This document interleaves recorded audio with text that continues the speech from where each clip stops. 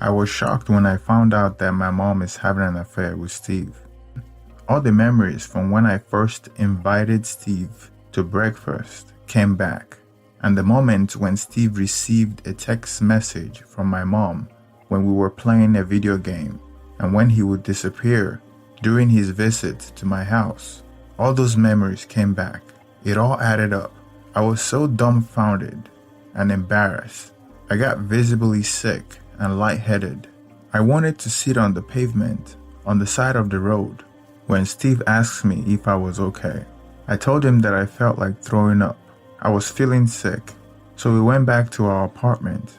When we got there, he wanted us to play video games, but I turned him down because I didn't want to be anywhere near him at that moment. I was so embarrassed. It was a big shame, not just for me, but for my dad. The thought of Steve doing that to my mom was so humiliating. Words cannot describe the feeling. I wanted to call my dad and tell him, but what would I say? What evidence do I have? Fantastic claim like that requires fantastic evidence. Otherwise, both would deny it, and the shame will be on me. My dad is such a good man, and he didn't deserve this. He was trying to fix his marriage, trying to keep the family together, and my mom seems to have been banging Steve for a little over a year now. I remember staying in bed crying. I wanted to talk to someone, but I held back because I know she would literally throw up. She wouldn't be able to control herself. She would confront my mom, evidence or not. She would tell my dad, with or without evidence. In a few days, my mom was getting ready to go to a romantic trip with my dad. As part of an effort my dad was putting towards fixing his marriage. I know my dad. He was trying to work on his marriage so his children would follow his footsteps. Why my mom has been sleeping with someone the same age as my sister, young enough to be her son. I remember thinking how the good image I had of my mom was shattered that day. I was discouraged to even investigate further because I was afraid of what kind of evidence I would uncover. I'm not sure what got me out of bed that day. Maybe Steve was calling me, but I remember being depressed, not longing for food nor water. I remember sitting on the couch with Steve and internally blaming him for the problems my parents have been going through in their marriage. Over the next few days, I didn't know how to get more evidence because I didn't know how to get Steve to unlock his phone and read his text messages. A week later, my mom and dad were back from their romantic getaway. My mom called me, but I refused to answer her calls. My dad called, and I answered. He asked me how I was doing. He was telling me how much fun they had on their trip. He was excited about the activities and sites they visited together. In my mind, I was shedding tears because I wasn't sure he really knows who he's married to. He asked me why I was so quiet, and I said nothing. And he reminded me that my mom had been trying to get in touch with me. I avoided my mom's calls for a few days till it started becoming strange. I replied and told her that I was busy. Clearly, she knows something was not right, and she must have told Steve about it because he was trying to cheer me up. Slowly but surely, it worked. My dad called me a couple of times, and I felt like everything was going good back home. He seemed happy. Always seemed to speak well of my mom when we spoke on the phone. I was thinking to myself like, well, I know my mom did and is still doing the unthinkable. But the secret, if exposed, will ruin my family forever. And I don't know how I feel about that. About 2 months in, I couldn't find a way to gain access to Steve's phone again, so I can read the text conversation between him and my mom. We were roommates, but I was doing my best to avoid him. I started losing interest in playing video games. He would invite me to play, but I would turn him down. I am a social person. I'm comfortable around people, so I'm able to make friends easily. I started hanging out with new friends. One day, I got invited to a party, and I got dressed up. Steve was in the living room playing video games. I think that was when I started getting into a phase where I wasn't into video games as I used to before. Maybe because playing video games reminded me of Steve and my mom, and how all these problems started. So as I was getting ready to leave the house that Friday or Saturday night, Steve asked me where I was going. I told him that I was invited to a party. He asked to tag along and I said sure. When we got to the party, Steve was in the corner, just watching and drinking, not socializing or talking to girls. He was filled with anxiety. He just stood there and drank till he got drunk. The next time I saw him, he was sitting on the floor at the corner. When the party was over, I stood him up with my arms across his waist to carry him. That was when his phone fell out of his pocket and fell to the floor. I knew I had a chance that night to get the evidence I needed that has eluded me for so long. We reached our apartment, and by the time we got to his room, he was already passed out. He didn't know how to hold down the alcohol because he wasn't a drinker. I took him to his room and laid him on his bed. His phone was face recognition iPhone, so I used it on his face while he was passed out and unlocked his phone. I went to my room and spent the entire night taking screenshots of text messages that spanned for over a year between Steve and my mom. I didn't read most of the text messages at the time, as I was focused on taking pictures of the text messages as evidence, but I saw the photos they exchanged. I was shocked that my mom was exchanging explicit photos with him.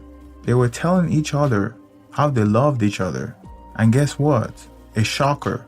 My mom was coming to visit him in 2 weeks. I didn't know that.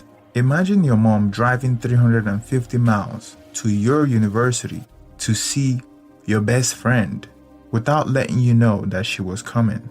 That was because she wasn't coming to visit me. I felt unloved and betrayed. That was the straw that broke the camel's back. I remember pacing around the room that night, trying to think of ways to murder Steve. Maybe I should carry him to the middle of the road, leave him there for a car to run over him. That night, I mistakenly fell asleep without returning his phone. The following morning, he woke up before me and was looking for his phone. He came to my room and found it. He woke me up and thanked me for carrying him into the house, and he thought he had lost his phone when he woke up. It took me a few days to get my thoughts together and call my dad. I wasn't going to read through all the text messages because it was absolutely disgusting. What's more disgusting than reading through how your 43-year-old mom is telling your 20-year-old friend how she's going to do all kinds of explicit things to him? Some of the text messages I read still traumatize me till this day. I found out that my mom was sending him money as well, and she made his down payment for a car. Additionally, she was canceling events with her family to make time for him. If she wanted to fall in love with him and run away with him, so be it. But she should not have been dragging the entire family along. It's not like what she was doing was against the law, because he was a consenting adult when the affair started. She was just comfortable with having a side thing going on. Why blaming my dad for all her problems? That evening, my dad called me. The first question I asked him was if mom was going anywhere in 2 weeks, and he told me that she was going to see a patient for 2 days. That's the 2 days she was planning to stay with Steve. I told him exactly what was going on and sent him all the evidence I had collected. My dad was devastated by this. He was trying to hold it together. I asked him what he was going to do, and he said that he was going to get a divorce. He lamented about how he tried everything. It was a really sad day for us. He thought that the marriage was getting better, but he didn't know that she was having an affair behind his back for over a year. My dad told me not to tell my mom and sister, and he would handle it by himself. The following day, my dad called me back. He was angrier than the day before. Perhaps he had read all the messages, and it got him fired up. He said that he now wanted to catch my mom and Steve red-handed at the hotel. I thought that was unnecessary and would be too dramatic, but I didn't tell him that. I just went along.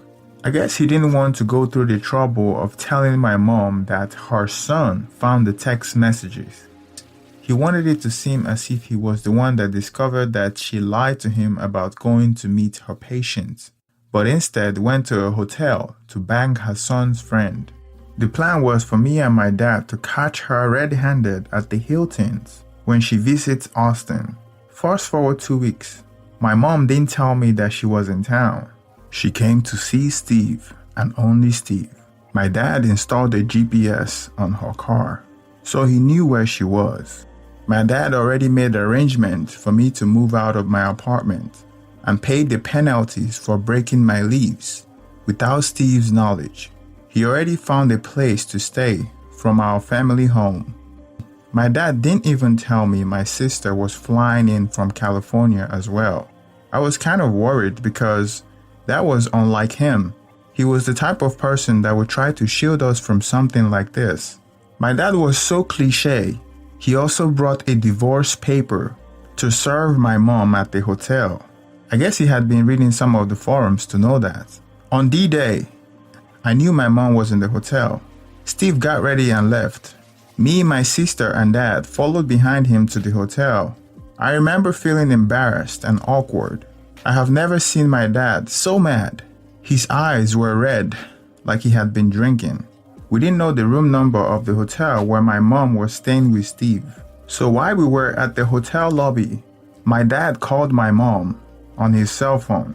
I didn't know what he asked her, but somehow he tricked her into coming down to get something from her car. When she came downstairs on our way to her car, she was shocked to find the three of us there. She couldn't explain herself. That was when my dad served her the divorce paper. I swear my mom would have dug a hole in the same spot she was standing and bury herself if she could. I thought my dad would go crazy on her, but no, he just delivered the divorce paper. Then the yelling began. Now I knew why he brought my sister. He needed someone to tell my mom a piece of his mind, and my sister let my mom have it. Few months later, I haven't spoken to Steve, and I haven't spoken to my mom either. She has been reaching out, but I ignore her. I hope time will heal all wounds. As far as I know, the night we caught them together was the last time Steve and my mom ever met. At least that was what the voice message she sent me said. She still hasn't recovered mentally, but I know at some point I have to respond because she's still my mom. It has been difficult for my dad ever since D-Day. He has been focusing more on work to get his